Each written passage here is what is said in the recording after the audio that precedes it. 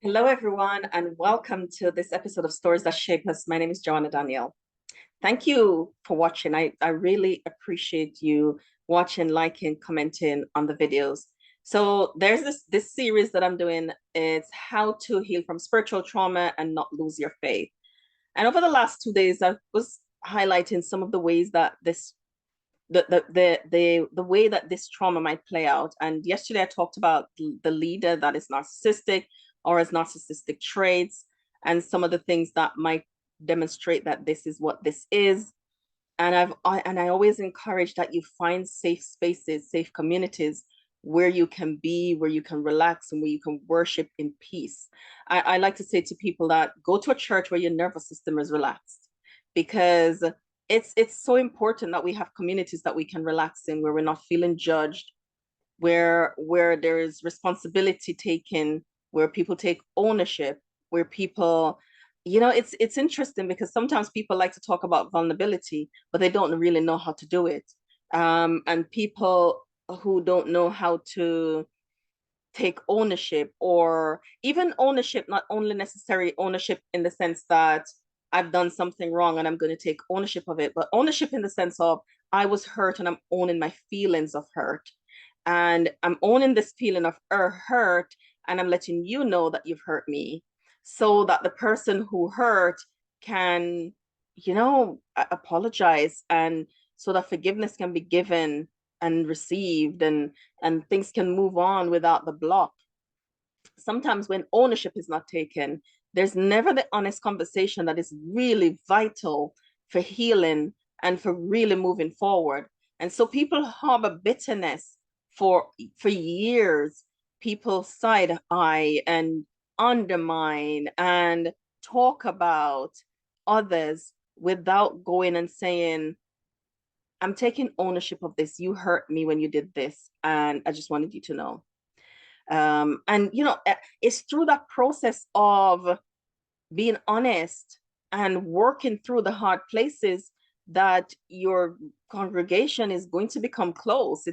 We do through mission and we do through prayer, but for me, prayer is a thing that fosters vulnerability. And if we're praying together, I'm knowing about you and you're knowing about me. There's no way I'm praying with anyone that I can't be honest with. If I don't trust you enough to be honest with you, I won't pray with you very long, because it's going to mean that I'm having to protect myself, and that takes too much work. It just needs to be in a relationship where honesty can happen. And sometimes that won't be an overnight process. It takes a while for people to relax enough to do that. So if you require that, and the space that you're in, everybody's closed, that means people are critical and judgmental, and it's not the right place for you. Don't give up on your faith. Give up on that congregation and find one where you can.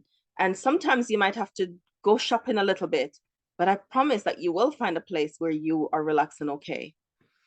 So today I'm talking about the getting over it church, the get over it church. The congregation that says whatever is going on with you, just get over it. Just get over it.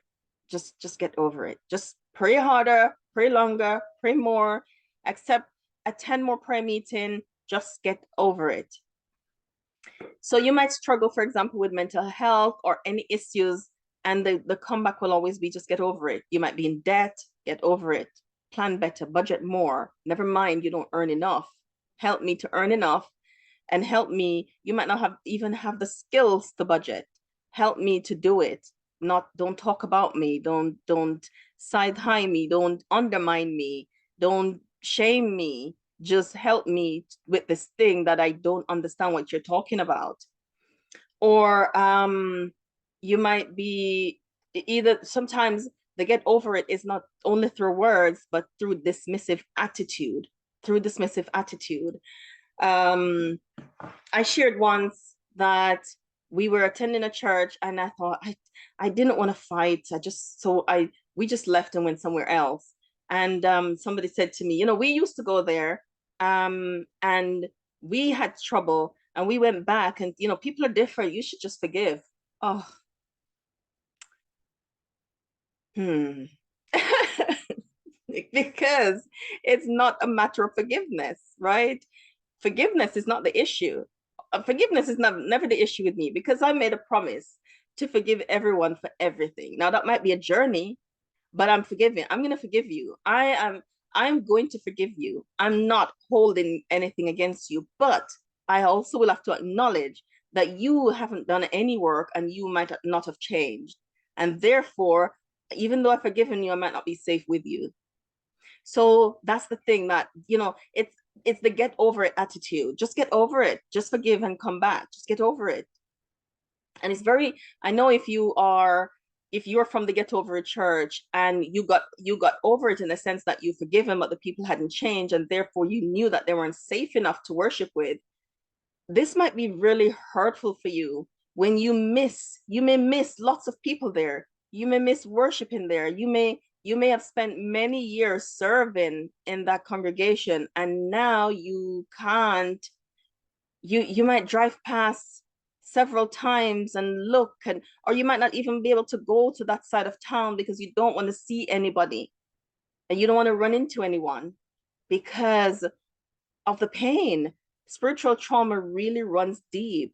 And so if you are in the position where you've been hurt, I want you to know that God knows and he understands. And I'm not a theologian. I never pretend to be. And I don't have access to God that anybody else don't have, right? But I know him. That's one thing. I know who he is, right? So I know that is not reflective of his character. I don't care how many Bible scriptures they know. I don't care how much they talk about, because oftentimes people, it's not how much you know, it's how much you live that makes the difference. So the getting over it dismissive attitude, sometimes the Get Over It church misuse scriptures to bully you into silence. You might want to disclose abuse, and they misuse scriptures to bully you into silence. That's gaslighting. So the Get Over It church have a lot of harmful, toxic traits as well. So they might manipulate people into believing that they're wrong, that the things that you're experiencing, you didn't experience, or you shouldn't have experienced. You shouldn't experience those things that you experience. They teach you to love, they talk it, but they don't live it in action. And they might live in it by being kind to the community, by giving things away and stuff like that. But when it comes to you who sit right beside them, there is none of that happening. There is none of that happening. A couple of years ago, I did a series on, I think it's on love. And that was so amazing what I learned about love and what I saw demonstrated as love, and the journey that I took in learning how to love people who express their faith different to me, who look different to me, who make decisions differently, who experience God in a different way and express that differently, how to just be open to loving people and not use a narrow measurement to measure, because we shouldn't be measuring anyone because we're not the standard. We are not. But there are people who might make you feel like they are the standard. And if you're not doing life the way they do life, then you're doing it wrong. They are not the standard. Just remember that.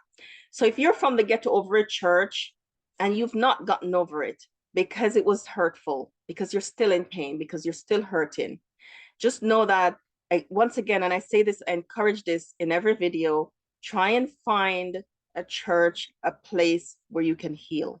There are communities that are safe enough for you to heal in, or a small group Bible study, but don't give up on God, because there are people who speak his name verbally, but they're taking it in vain through their lives.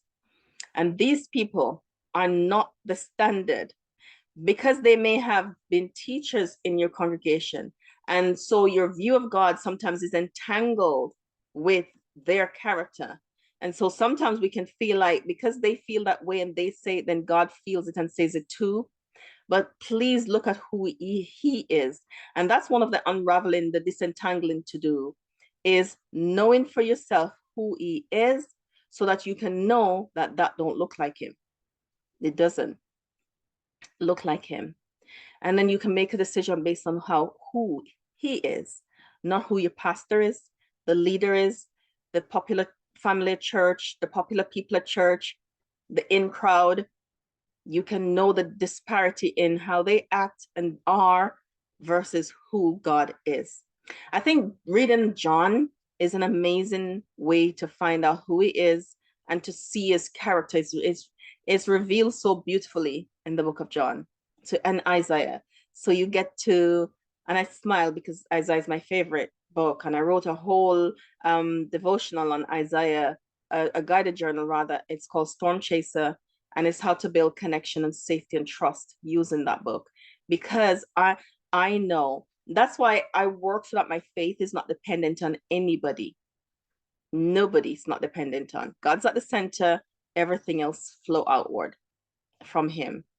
It's not dependent on anybody. So I can walk away from anyone who's teaching something that I'm like, I don't agree with that. I don't believe that. I'm not with you on that one. Might be with you on this one, but not on that. And can stand alone because I know who he is. But you might not be there yet, and you might making your journey there, but it's such a freeing place to be, where you can know that you are learning how to hear the voice of God for yourself. And finally you can sift through all the other noise and hear his voice. There's a quote that I love that says, when every other voice is hushed and in quietness we wait before him, the silence of the soul makes more distinct the voice of God. I hope that you will learn to hear him for yourself, and you can make a decision based on what you hear from him. Thank you for joining me in this episode of Stories That Shape Us. I hope you'll join me on the next story.